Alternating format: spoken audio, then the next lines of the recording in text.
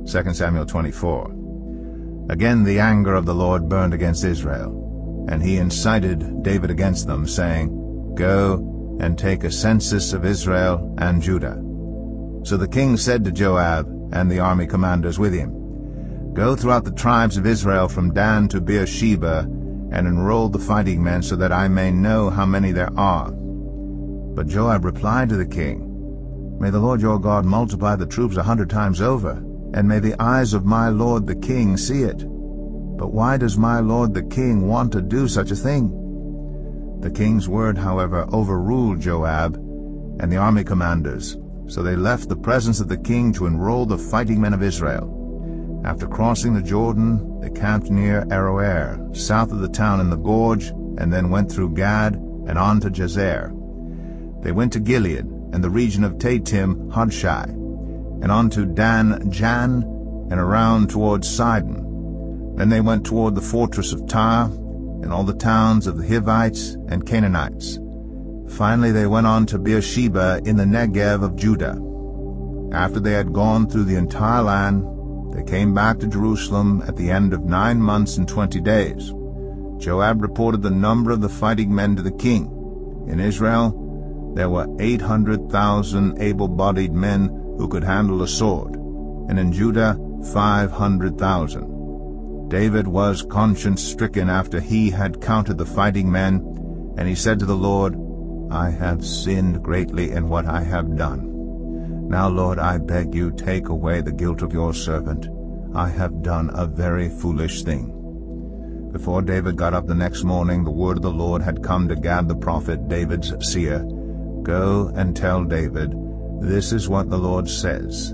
I am giving you 3 options. Choose one of them for me to carry out against you. So Gad went to David and said to him, Shall there come on you 3 years of famine in your land, or 3 months of fleeing from your enemies while they pursue you, or 3 days of plague in your land? Now then think it over, and decide how I should answer the one who sent me. David said to Gad, I am in deep distress. Let us fall into the hands of the Lord, for his mercy is great, but do not let me fall into human hands. So the Lord sent a plague on Israel from that morning until the end of the time designated, and 70,000 of the people from Dan to Beersheba died. When the angel stretched out his hand to destroy Jerusalem, the Lord relented concerning the disaster, and said to the angel who was afflicting the people, Enough, withdraw your hand. The angel of the Lord was then at the threshing floor of Araunah the Jebusite. When David saw the angel who was striking down the people, he said to the Lord, I have sinned. I, the shepherd, have done wrong. These are but sheep. What have they done? Let your hand fall on me and my family. On that day Gad went to David and said to him, Go up and build an altar to the Lord on the threshing floor of Araunah the Jebusite.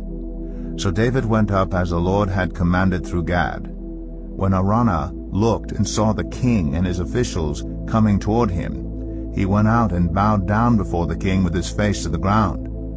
Araunah said, Why has my lord the king come to his servant? To buy your threshing floor, David answered, so I can build an altar to the Lord, that the plague on the people may be stopped. Araunah said to David, Let my lord the king take whatever he wishes and offer it up. Here are oxen for the burnt offering, and here are threshing sledges and ox yokes for the wood. Your majesty, Araunah gives all this to the king.